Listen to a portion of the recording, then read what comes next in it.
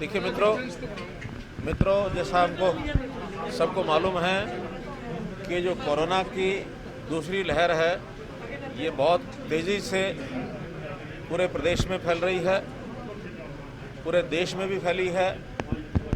ऐसे लेवल पर आई है कि अब हमको सबको मिलकर के इसकी लड़ाई लड़नी है। लगातार पिछले 4-5 दिन से केसेस ज़्यादा होने के कारण से हमें थोड़ा ऑक्सीजन की कठिनाई आ रही थी। ऑक्सीजन होने के बाद उसकी ट्रांसपोर्टेशन की भी कठिनाई आ रही है। लगातार उस पर हम ध्यान रखे हुए हैं और हर अस्पताल को जितनी ऑक्सीजन की आवश्यकता वो पहुंच जाए, लगातार हम लोग इस पर ध्यान रखे हुए हैं। अभी तक हमारा कोटा कम था। मैं केंद्र सरकार को धन्यवाद देता हूं कि उन्होंने हमारा कोटा बढ़ा दिया है। अब 232 मीट्रिक टन हो गया है और आश्वासन मिला है कि आगे आवश्यकता पड़ने पर इसको और भी बढ़ाया जाएगा। अब जो बढ़ाया गया कोटा है वो उड़ीसा से उसकी ऑक्सीजन हमको सप्लाई होगी। हमने एक ट्रेन भेज दी है, 5 उसमें टैंकर गए हैं, 2 टैंकर हवाई जहाज से एयरलिफ्ट करके भेजे हैं। वो जल्दी 1 आध दिन में वापस आने शुरू हो जाएंगे और हमारा जो कोटा बढ़ा हुआ है उसका लाभ हमको मिलेगा। आज मैंने यमुनानगर के सारा जायज़ा लिया है, सब हॉस्पिटल्स का, एएसआई का हॉस्पिटल स्वयं देखने भी आया हूँ। यहाँ भी जितना हमारा कोटा है वो सारा ठीक से डिस्ट्रीब्यूट हो रहा है। फिर भी इमरजेंसी के लिए इस कोटे को बढ़ाना, अगर ज़रूरत पड़ेगी तो उसको बढ़ाएंगे। और कुछ शिकायतें हमको ये भी मिली हैं कि चीज़ें महंगाई की तरफ बढ़ने लगी हैं। आज डिप्टी कमिश्नर को सबको ये आदेश दिए हैं कि कोई होर्डिंग ना करे। जो सामान जिस कीमत पर पहले बिक रहा था उसी कीमत पर बिकना चाहिए और सभी डीसी इसके ऊपर ध्यान कर रहे हैं। मैं एक आग्रह आपके माध्यम से करना चाहूँगा कि जो कोरोना के पेशेंट बहुत ज़्यादा आवश्यक ना हो उनको हॉस्पिटल में जाना, वो अपने घर में रह करके होम आइसोलेशन इस नाते से वो रहें।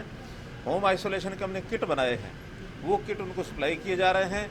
जो छोटी दवाई उसको कम ज़्यादा दवाई उसमें आवश्यक होती है वो दी जाती है, उसमें थर्मोमीटर दिया जाता है, उसमें मास्क दिए जाते हैं और घर में रह करके वो इलाज करें, इलाज अपना करवाएं। डॉक्टर्स उनको फ़ोन कॉल के ऊपर प्रतिदिन उनसे संपर्क करते हैं ताकि किसी प्रकार की कठिनाई उनको ना आए। हेल्प नंबर सबको दे दिए गए हैं।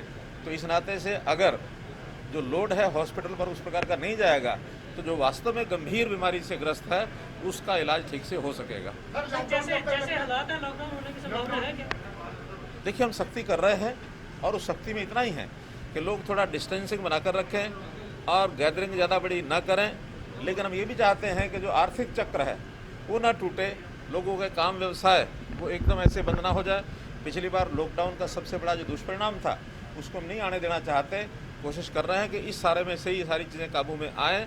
अगर स्थिति बिगड़ती है तो फिर किसी प्रकार के और भी सख्त निर्णय अगर लेने की आवश्यकता होगी तो लेंगे। गरीब आदमी है वो मर जाता है, क्या उसको कोई आर्थिक मदद मिलती है? कोरोना का वही दिहाड़ीदार उसके परिवार का कोई मौत हो जाती है? देखिए, हमारा लोकल एडमिनिस्ट्रेशन हर चीज़ की बात करता चिंता करता है, जिसकी जो आवश्यकता पूर्ति कराते हैं। फिर भी गरीबों को, जैसे पिछली बार हमने एक सिस्टम बनाया था कि उनके घर में राशन पहुँचे, प्रधानमंत्री जी ने अगले 2 महीने के लिए गरीबों के लिए राशन फिर 5 किलो पर हेड के नाते से उसको खोल दिया है। मुफ्त में राशन मिल रहा है। इसके अलावा भी जैसी कोई स्थिति ऐसी बनेगी तो हम जरूर उसमें प्रदेश सरकार की कृषि योजना को प्रशासन जो है हमको धमका रहा है और ऑक्सीजन की ज्यादा मांग करते हैं, उनके खिलाफ कार्रवाई की जाएगी। कौन धमका रहा? अस्पताल कह रहे हैं सर, गुरुग्राम में एक प्राइवेट अस्पताल ने बोला। नहीं, ऐसा नहीं है। मेरी नज़र सब जगह बनी हुई है। कोई भी अस्पताल है सबको सप्लाई हो रही है, लेकिन किसी को भी जितना उपयोग है उतनी ही ऑक्सीजन दी जाएगी, इससे ज़्यादा किसी को नहीं दी जाएगी। इसलिए वहाँ पर हर डिस्ट्रिक्ट में एक टीम बना दी गई है। हमारे चाहे वहाँ डिप्टी कमिश्नर हैं, चाहे ड्रग कंट्रोलर हैं, वो इन चीज़ों पर ध्यान रखे हुए हैं। किसी को भी जल्दी भी अगर आवश्यकता होती है तो उसकी इमरजेंसी सप्लाई उसको की जाती है।